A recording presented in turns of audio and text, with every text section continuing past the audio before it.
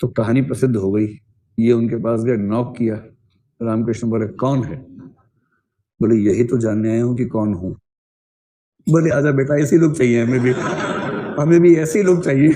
आ जाओ आ जाओ। फिर ये अंदर गए और उसके बाद शिष्य हुए, उनके साथ रह के सीखा, खूब दर्शन सीखा।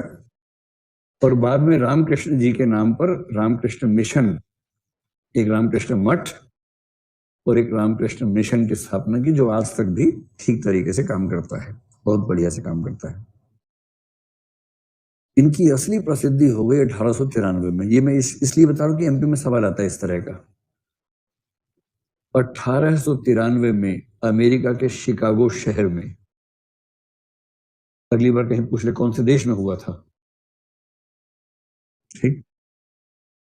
तो 1893 में ये अमेरिका गए, शिकागो शहर में, और वहां क्या थी? विश्व धर्म संसद थी, पार्लियामेंट ऑफ वर्ल्ड रिलीजन्स थी, विश्व धर्म संसद। बड़ी मुश्किल से वहां पहुंचे। वहां जाके बोले भाई हमको बोलने का मौका दो। बोले तो टाइम निकल गया, सबका टाइम ही नहीं बचा है, खत्म ही हो रहा है। बड़ी रिक्वेस्ट है, देखो भारत से आया हूँ, पूरा भारत का प्रतिनिधि हूँ, मुझे बोलने का मौका दो। अंत में संयोजक ने कहा देख भाई टाइम ज्यादा नहीं है, 2 मिनट का समय दे रहे हैं, उससे ज्यादा मत बोलना, माइक ऑफ कर देंगे, पीछे से ध्यान रखना, 2 ही मिनट है। तो बोले ठीक है, मैं 2 ही मिनट में प्रयास करूंगा कि हिंदू धर्म का सार समझा दूं। हिंदू धर्म का सार दो जिंदगी में समझ में नहीं आता, 2 मिनट में कोई क्या समझाएगा। पर संयोग क्या बना, देखिए कमाल कर दिया।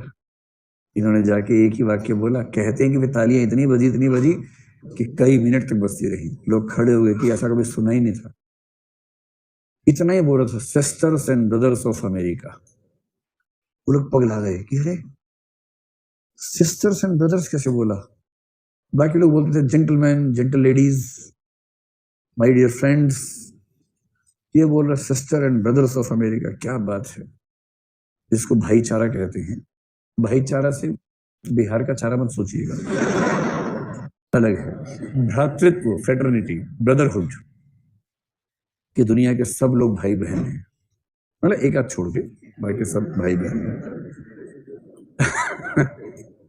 ये वाला जो भाव कहने के लिए होता है, ये भाव किसी धर्म के व्यक्ति ने ठीक से एक्सप्रेस कर दिया कि अमेरिका के सब लोग मेरे बहन और भाई के रूप में। और लोग सुना, चौंक गए, आपस में देखा एक दूसरे को, फिर बोले क्या बात है, ताली बजानी शुरू की। शुरू तो एक ही आदमी करता ताली बजाना, फिर सबको लगता है हाँ सही बात है, बजाओ। इतनी तालियां बजी, इतनी बजी, इतनी बजी, 2 मिनट तो उसी में खत्म हो गए। फिर संयोजक जी आए, बोले सुपर हिट जा रहा है, आप और बोलिए थोड़ा सा, आप और बोलिए। उसके बाद उन्होंने भाषण दिया और अमेरिका में प्रसिद्ध हो गए, बहुत प्रसिद्ध हो गए। अमेरिका की समृद्धि देख के दुखी होते थे, मतलब इसलिए कि उनका क्यों हो गया, भारत के पास क्यों नहीं, ये भाव। फिर तो प्रसिद्ध कथाएं बन जाती हैं। उसके बाद एक कथा बन गई कि ये तो अपना योगी जी वाली ड्रेस में थे वहां पर, जो आदित्यनाथ जी पहनते हैं, वैसी वाली भगवा वस्त्र, क्या बोलते हैं उसको, चोगा नहीं, गेरुआ तो रंग हुआ ना, उस कपड़े का नाम क्या होगा, चोगा। हाँ, तो गेरुआ चोगा पहन के अमेरिका में घूम रहे थे। अच्छा, किसी देश में वहां से अलग टाइप का कुछ पहन के घूमेंगे तो लोग देखेंगे तो सही, आपको जरूर विशेष रूप से देखेंगे और दिखाएंगे भी कि देखो देखो वो देखो, ऐसे करके दिखाते हैं।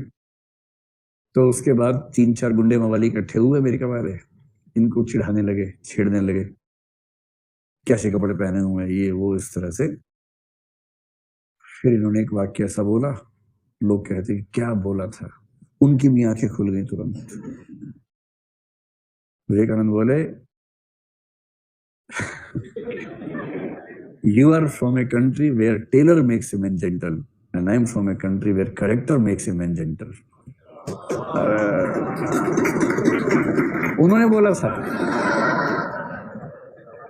कि मैं एक ऐसे देश से हूं जहां चरित्र व्यक्ति को महान बनाता है, और तुम उस देश से हो जहां दर्जी व्यक्ति को महान बनाता है। तुम कपड़ों में महानता ढूंढते हो, हम चरित्र में महानता ढूंढते हैं। आज तक तालियां पिट रही हैं, जैसे भी यहाँ पिट गई ना। अब एग्जैक्टली पता नहीं कि ये हुआ था कि नहीं हुआ था, या थोड़ा दाएं में हुआ था, जैसे भी था, लेकिन ये बात अच्छा आपके सामने की बात है। तो प्रसिद्ध बात है कि ऐसा हुआ। बहरहाल, अगर कोई आपसे पूछे विवेकानंद जी का असली महत्व क्या है, 2 चीजों में महत्व है इनका। असली महत्व एक तो यह है कि उन्होंने विश्व के सामने हिंदू धर्म को एक स्टेटस दिलवाया जो उससे पहले तक प्रायः नहीं मिलता था। और इसलिए सब लोग मानते हैं कि धर्म सुधार या जो पुनर्जागरण था, हमारा नवजागरण का आंदोलन था, उस दौर में हिंदू धर्म को दुनिया के सामने सही रूप में रखने का काम जो व्यक्ति कर पाया वो है विवेकानंद। ठीक। दूसरी बात, हिंदू धर्म के भीतर जो सुधार होने चाहिए थे उन सुधारों को सबसे ठोस तरीके से जिस व्यक्ति ने रखा वो भी विवेकानंद है। तीसरी बात, भारत में जो राष्ट्रवाद का विकास हुआ उस राष्ट्रवाद का सैद्धांतिक पक्ष जिस व्यक्ति की कलम से निकला है वो विवेकानंद है। और यही कारण है कि सुभाष चंद्र बोस और बहुत सारे क्रांतिकारी, तिलक भी एक सेंस में आप ले लीजिए, इनमें ये जो पूरी धारा है ये सारी की सारी धारा जिस व्यक्ति को फॉलो करती है वो व्यक्ति विवेकानंद ही है। मोटी मोटी बात समझ में आ रही। एक पश्चिमी व्यक्ति बहुत प्रभावित हो गया था इनसे। एक भारतीय व्यक्ति और भी था जिसका नाम है जमशेद जी टाटा। जो टाटा साम्राज्य के शुरुआती व्यक्ति थे जमशेद, वो इनके बहुत बड़े फैन थे। इन्होंने कहा कि देश में विज्ञान का विकास होना चाहिए। जमशेद टाटा ने इंडियन इंस्टीट्यूट ऑफ साइंस की स्थापना कर दी विवेकानंद के इस आह्वान पे। IIS टाटा का वो एक प्रोजेक्ट है जो इस आह्वान पे हुआ था। एक फ्रेंच चिंतक हैं रोमा रोला, इनका नाम सुना है आपने? रोमा रोला ने विवेकानंद के बारे में खूब लिखा है, उनकी जीवनी भी लिखी है, सब कुछ लिखा है।